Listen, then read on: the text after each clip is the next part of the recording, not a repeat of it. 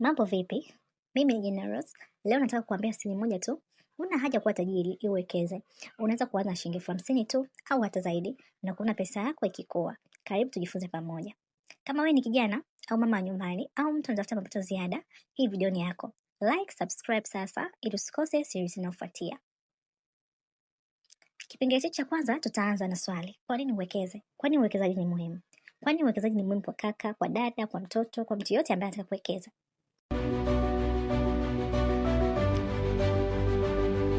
Tutaongelea uwekezaji kwa mtu ambaye anaishi Tanzania au nje ya Tanzania ndani ya mwaka 2026 ambaye ameona kwamba amechelewa lakini bado hujachelewa.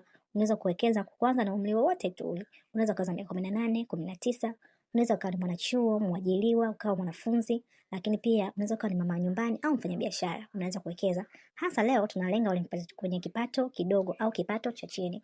Kwa nini uwekeze? Faida moja kuwekeza ni kutokana na sababu ya maisha au gharama za maisha kupanda na kupelekea vitu kupanda pia. Vitu vinavyoendelea kupanda bei kila siku, ile thamani ya fedha uliokuwa nayo miaka miwili iliyopita ni tofauti na thamani itakayokuwa na hiyo fedha miaka miwili ijayo. Kwa hiyo tunahimiza sana kuwekeza ili kupata faida kile kiasi ambacho umekiweka. Tofauti na kuwekeza benki au kuweka kwenye kibubu au kuweka pesa tu nyumbani. Ina maana kwamba ile fedha yako haitazaa chochote. Lakini ukiwekeza ile 10,000 baada ya miaka miwili mitatu ile 10,000 yako imezaa tena. Lakini pia akaunti ya benki, ukiwekeza benki inatoa faida kidogo sana kulinganisha na faida utakayoipata kwenye uwekezaji. Uwekezaji ni mzuri, unaweza kukupa faida ya 8% mpaka 15% kwa mwaka au zaidi. Na pesa inakuwa yenyewe kwa compound interest. Mfano, ukiwekeza 100,000 unaweza kwa faida ya 10% kwa miaka 10, unaweza kupata karibia 260,000 bila kuongeza chochote. Hii ndio nguvu ya uwekezaji. Hatua ya kwanza ya kuwekeza. Kabla hujawekeza pesa yako, kwanza fanya mambo matatu. Cha kwanza, jenga emergency fund. Weka pesa yako ndani ya miezi 3 mpaka 6 sehemu salama kama akaunti ya benki ya akiba, lakini usiwekeze fedha zako zote. Weka kiasi cha fedha 20% ya mapato yako unaopata kila mwezi au kila siku.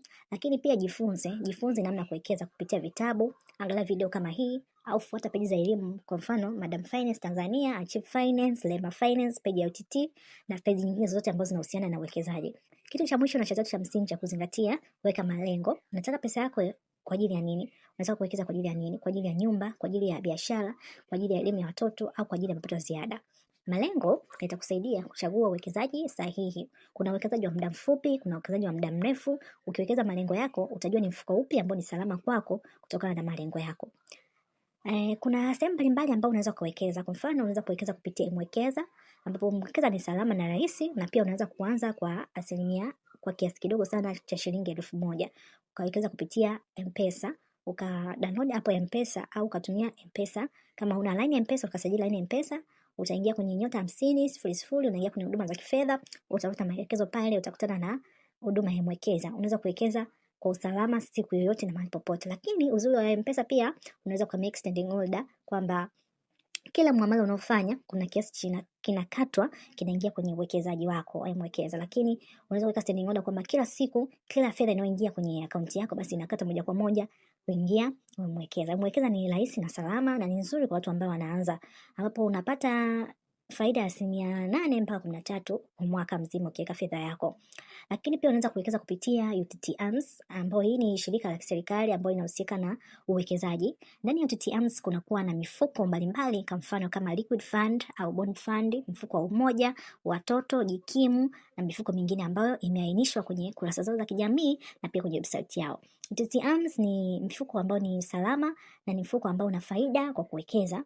Unaweza kuanzia na kianzio cha 100,000 au 50,000 au 1,000,000, inategemeana na akaunti au mfuko ambao umeamua kuwekeza kupitia UTT.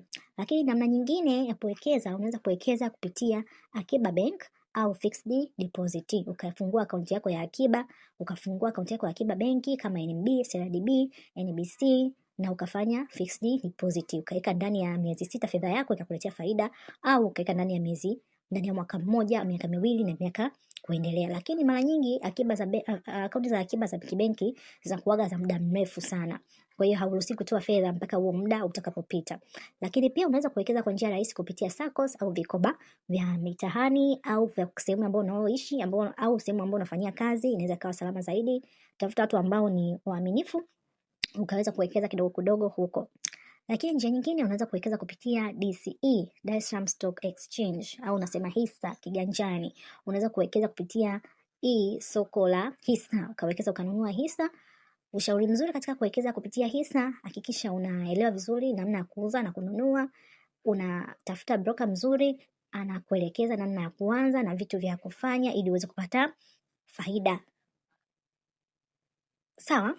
Kwa hiyo chagua sehemu ya kuwekeza au mfuko wa kuwekeza au mahali pa kuwekeza kulingana na hatari ambayo unaweza kuibeba. Kila uwekezaji una hatari zake na faida yake. Angalia mfuko ambao una hatari ndogo, lakini angalia pia mfuko wenye faida kubwa, ili uweze fedha yako ikazaa na kukua kidogo kidogo ukiendelea kuiona. Sawa. Sasa hatua za kuanza leo: fungua akaunti yako ya M-Pesa au Tigo Pesa, download app ya UTT, au pia unaweza ukadownload app ya DCE na ukaanza kufuata maelekezo baada ya kusoma na kupata ushauri mbalimbali kuhusiana na uwekezaji. Unaweza ukaanza na kiasi kuanzia 20,000 mpaka 50,000, 10,000 na vinavyoendelea kutokana na uwezo wako. Ushauri wangu mzuri wa leo: unaweza kuanza uwekezaji leo na pesa kidogo, usisubiri kesho, anza mdogo mdogo, jifunze na uwe na subira na uache fedha yako ikikua. Uwekezaji mzuri ni uwekezaji wenye subira. Unasubiri fedha yako baada ya muda fulani inakuwa kwa ajili ya malengo fulani. Hakikisha umeweka malengo kabla hujaanza kuwekeza. Nikutakie siku njema, jioni njema au mchana mwema, wewe ambaye unanisikiliza siku ya leo. Tafadhali subscribe, like na share video hii ili watu wengine wajifunze. Mungu akubariki na uwekezaji wako uzae faida. See you next time. Bye.